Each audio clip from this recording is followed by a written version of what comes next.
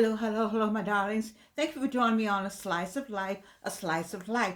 I'm coming on pretty late tonight, but I had so much to do. But you know, if you're watching me, what is it all about? What is it all about?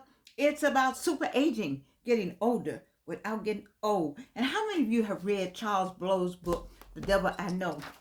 Listen, listen. Wait, I got a whole paper for you tonight because I didn't know that Charles Blow wrote. Well, I knew he wrote, but I didn't know he would write something like this. He wrote The Beauty of Embracing Aging, and he wrote it as an opinion piece for the New York Times. Listen, I got to tell you what he said.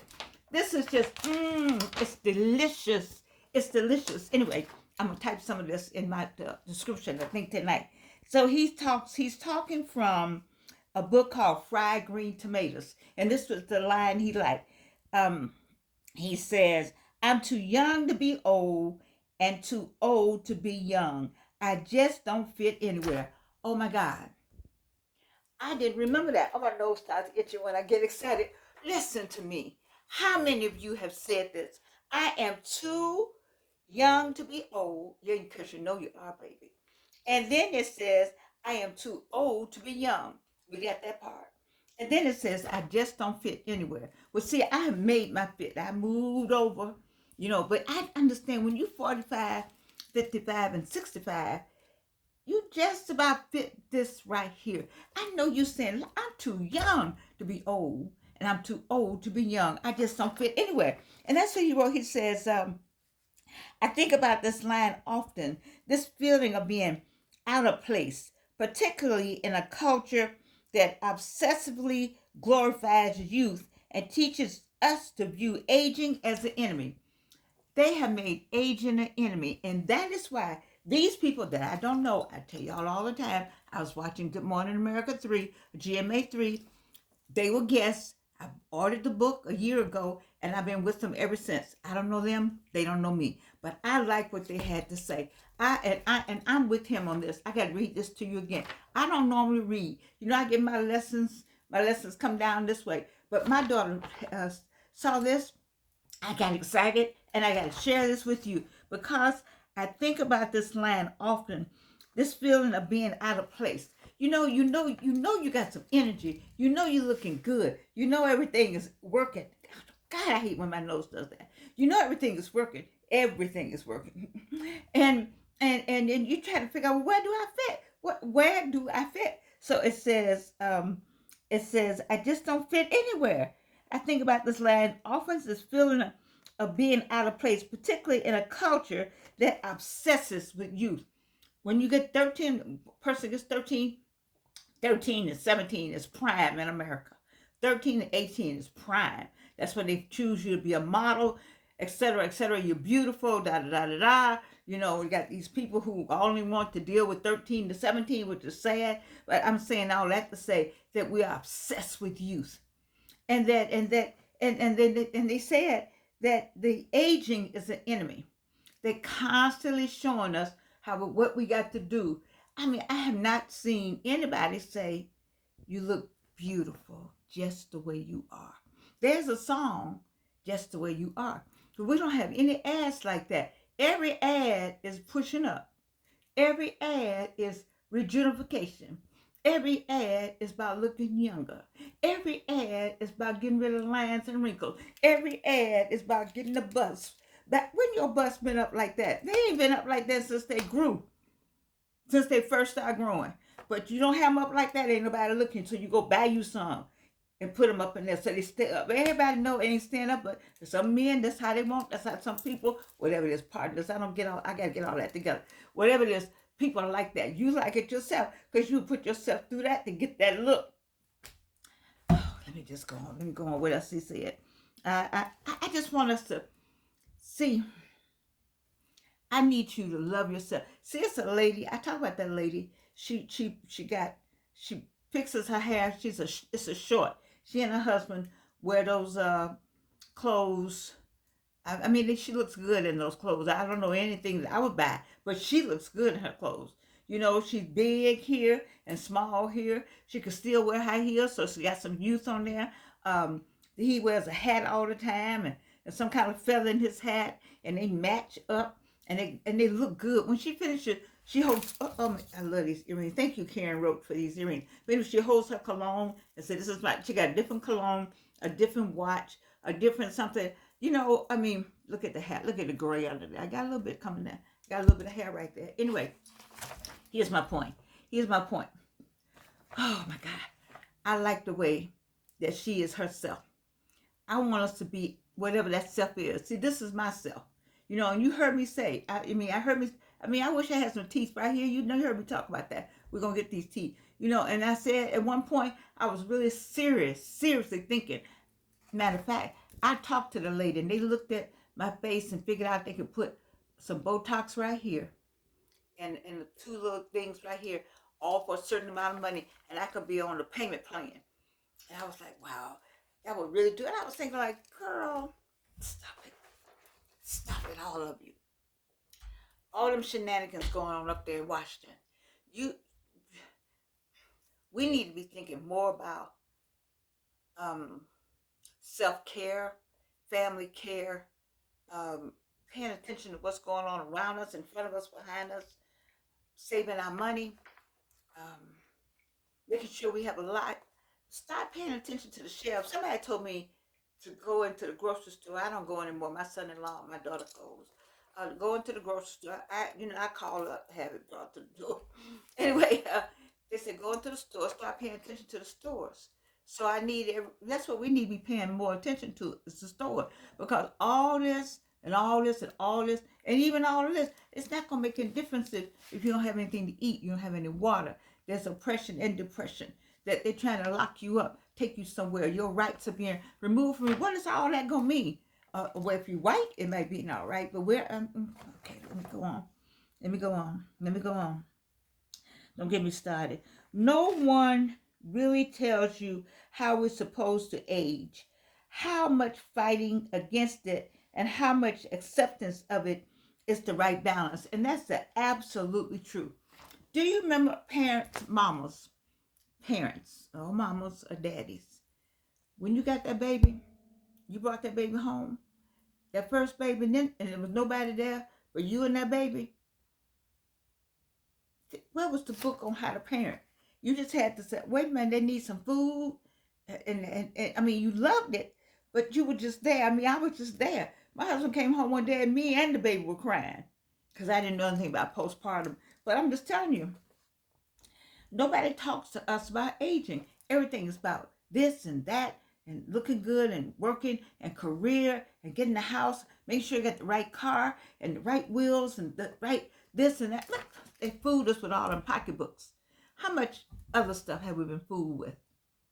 You see, we put our emphasis on the wrong thing. We have spent a lot of money, that $1 trillion Black people spent, including myself, to look a certain way that I thought might distinguish me and people like me, my whole group. We would be distinguished and be more acceptable, because that's my age group. You see, when acceptable where? Amongst ourselves, our peers, we should be acceptable anyway. But we were trying to still be acceptable when we go out. When we would go to those other places where we would be the only one, we want to make sure we looked good and smelled good. We spoke well. We knew how to have an intellectual conversation. We could talk on any subject. We can quote all of that, and nobody gave a damn, and nobody still gives a damn. I heard on the news today. See, it's hard for me. I'm trying not to be political, but I got to say this. I heard somewhere on the news, y'all help me with this, that they were applauding the fact that there were jobs now available for people who didn't have a high school diploma, and how wonderful it was that jobs were available for people who didn't have a high school diploma. And I didn't even know that was an issue. And it didn't occur to me that there would be people who didn't have a high school diploma, or to the point where there would be that many of them, because most people get out of school. And then it occurred to me that they were speaking to perhaps they were speaking to a particular group of people that maybe lived in particular areas. I'm not sure, but I just found it amazing that people were applauding. And I thought about what my good friend says. Cornell always says, we went to school. See, I came along in a period where college was a given. I mean, my mother, my father, I mean, it was a given. I wasn't first generation, but we still got first generation. But we tell our kids to go to school, go to school, go to school, because Frederick Douglass had to learn to read because he knew that was the key. That was the key. And I heard in the movie, they said if you teach the enslaved people how to read, they'll know more than us. And we have that thirst for knowledge because we had it all the time. We are the original people. All right? I don't understand why they can't connect the original people back to us. Do they think that they gave us something? You didn't give us anything that wasn't already in this melanin. God, we are made in God's image. Just melanin is here. So I digress. I'm just, it's just so much that goes on. And I need to keep us a slice of life, at a point where we know better. And when you know better, you do better. And I'm encouraging you to remain in school and go to school and get online. And because the more you know, the more you need to know. That's one thing. Don't think you know everything. No, you do not. And I think people think we know everything. No, but we know a lot. But we still have more to learn, more to know. It's more to know every day. And for me, I think on the slice of life I talk to you about, that's the energy I want you to put into the books, into the computer. AI will tell you anything. Just look it up. Whatever it is you think you wanted to know, just ask now. You can just ask, and it should be given to you by way of AI in terms of information. And we know it should be asked. We ask the Lord Jesus Christ. That's another thing. But I'm talking about, we got to stay on this journey. We must stay motivated. And the slice of life is all about motivation. That is why I can bring you Charles Blow. Man, I didn't even know you wrote a piece like this. You got to read his book, though. The Devil We Know. Lord have mercy. Anyway, here's this part. Here's another part. Listen. No one tells us how we're supposed to feel when the body grows softer and the hair grayer. How are we supposed to consider the crimping of the skin, or the wrinkles on the face that make our smiles feel unfortunate? Oh my God. I'm telling you, baby. When I saw this line, I cried. I did. I'm like, damn. That's what I said. I said, oh, how can I? Oh, I said, no, not that one. I could take these, but I couldn't take these. I just wanted to walk. I want the mask back on, because I could fake. You could put the mask on, be any age. You just let your eyes, do the talking. But you take that mask, as that mask come down, the age say, yeah, oh yeah, oh yeah, oh yeah, oh yeah, oh yeah. That she is. That at age is. Where them fans at? Okay. I'm just saying. You can't do. I'm telling you how I felt. I struggle with it. You all know I struggle. You all know. Did I tell you? I had some confessions about being 80. I struggle with some of this. I struggle with some of it. But I tell you, I'm so glad to still be on this side of the living. And I know I gotta go. That's another thing. The 80-year-olds that are out here with me, ain't nowhere else for us to go. We gotta go. We gotta say goodbye. I look around sometimes. I say, "Oh, it's so pretty. The colors, the colors are so pretty. We have a colorful house. I guess you can tell." But I just I think about, oh my God, I won't be looking at this. I won't be seeing this.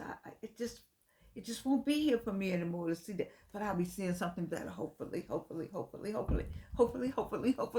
I'm saying I gotta go. I can't stay. But here's the thing about mine not being able to stay. You can't stay either. You can't stay either. None of us can stay. Which is why I don't understand why we waste so much time being foolish and stupid and doing dumb and stupid, foolish stuff. I've done some dumb and foolish, stupid stuff, and nobody told me when I was younger it was dumb and foolish, stupid stuff, because we were all doing dumb and foolish, stupid stuff together. You see? But when you get older, I was something like a child. I was a child. Now I'm a grown. I'm a woman. I'm a man. However that goes, We're supposed to do better and do better. And the slice of life is all about motivating you to do better. Enjoy your life. You make yourself happy.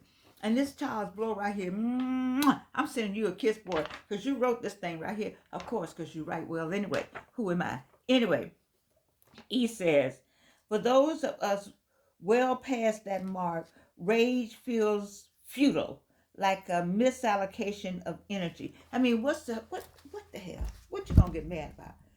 Your buddy's old now, but you not old like that, because you're getting older. But with the slice of life, you're not getting old. You just got to get up and start doing something. I got another list from somebody who wrote for the same New York Times. I got another list. I was going to do that list first, but when I heard about Charles Blow, I had to do you first, baby.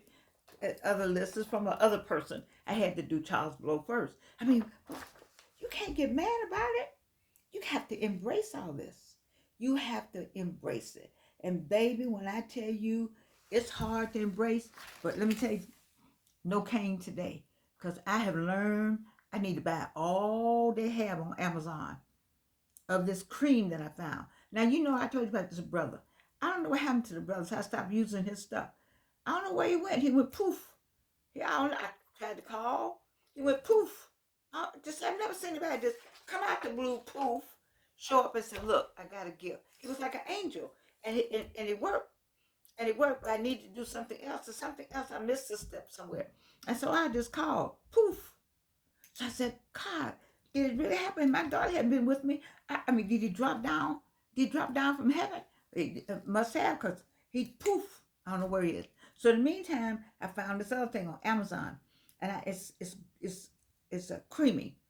And I slap it on deep, you know, and then I put the new soles in my shoes every day. And I put my foot in there. Baby, you see me walking? I've been walking, I slap, and it's for your feet. I slap some on my hip. I slap some on my shoulder. I take 2 Tylenol. You got to find what works for you. That's what you got to do. And I think, and all of that goes with what? Goes with this. A made up mind. A made up mind that I'm going to keep going. That you just not going to slow. It ain't going to happen. It's not going to happen because I have things to do, people to see, places to go, and I have to look good, feel good, and smell good. You know, I'm going to get an award Thursday. I'm grateful for it. I'm grateful for the people who thought well enough of me to want me to have it. I'm not just, I'm accepting the award on behalf of my class and my classmate, Betty Stevens Walker. I'm going to say that. I'm saying it now. I'm going to say it because I don't do, Georgianne is not Georgianne by herself. We did all this together. We were a class. We worked towards change. It was a part of a collective and a collaborative effort to try to we made a difference in Atlanta. We didn't try, we did. And because I got burned, nobody knew, and I didn't tell anybody. And I wouldn't be telling anybody now if somebody hadn't found out about it, you know, and so it just came out. And I'm not doing it for that reason. I just want people to know that we work to make a difference, and we want you to make a difference. And my question on the other side of the screen is, what are you doing to make a difference? And what are you doing about you and your self-care and your self-love and your family and what's going on in America? What are you doing to see about you? In these other countries, what are you doing to see about you? Because whatever happens in America is impact around the world. You see? Well, and some of you, I don't want you to go sit on a stoop out in the forest somewhere and just get old. I want, if you go out in the forest, I need you to go out, do some studying, and study the birds and the trees, and just, you know, and impart their wisdom. We are not sharing enough of what we know with our youngins. I like this group that Malawi Davis, Attorney Malawi Davis, and Dr. Gary White, Dr. Chris Bass, they have a group, Boys to Men. We need more groups like that. Girls to women, boys to men, children to infants to teenagers, whatever you can do to help our children. Children and veterans, you got my vote. You asked for volunteers? I'm first. Children and veterans. All right. And so, I don't know. I really like this. I like this. I like this. I like it. And he says that in a moment, he was reminded that his mother was in her final chapter of her life. I know my daughter knows I'm in the final chapter of my life. And he said, and that was moving him into a new phase. So I'm in the final chapter of my life, and my daughter moves to another level in her life. I understand that. I understand I'm in the final chapter. I, but that takes some, that still take this little earring just don't want to act right. Anyway, it takes some swallowing to be in the final chapter of your life and know you're in the final chapter. I mean, one day I just cried. I cried so hard. I cried because I was in the final chapter of my life. And I wanted to spend my final chapter with a person that loved me and took me as is. And I said, oh my God, that ain't gonna happen in my final chapter of my life. I thought about the things that I wanted to have happen. And then I asked myself, you read so much. You read and you study and create. And then I asked myself, does that make sense? Because you're going to leave. All that reading, where is it going? It's going in the coffin. But I tell myself it's okay. Because I don't know what day it's going in the coffin. So I can enjoy the reading. And it'll help me create something else to leave here. But that's what we are supposed to do. Baby, what have you created? Create. First thing God did. Genesis 1:1, is that it? Don't get me started. I have to go get them children up because they sleep this time of night. And ask about creation. What have you created? Create. Make something. Do something. Don't you like these? I think I got them all wrong. I don't know. Jojo, where you get these? Oh, I think it goes like this. Oh, yeah. Charles Blow, baby, you young. You don't even know. I'm 82. And I appreciate you writing this because it'll help somebody. I hope I'm helping somebody. My thing is to help you on the other side. Get to my side. Because whatever age you are out there, you got to get to me. And when you get to me, you'll already be ready because you've had what? A slice of life. But we encourage you. We encourage you to use all that fabulousness. I make me up a word. All that greatness. Oh, I can just see how beautiful you are out there. I can smell you through that. I know you looking good, feeling good, and smelling good. I know you writing and going out and going driving and making friends and wedding fans and taking classes. Don't get bogged down in all that up there. Because all that up there, that's what they want to do. They want to get you bogged down. So you give up a slice of life. People, my subscribers, do not give up. We go get somebody and say, come on, let's go do something. I love you. You know that. You can't do anything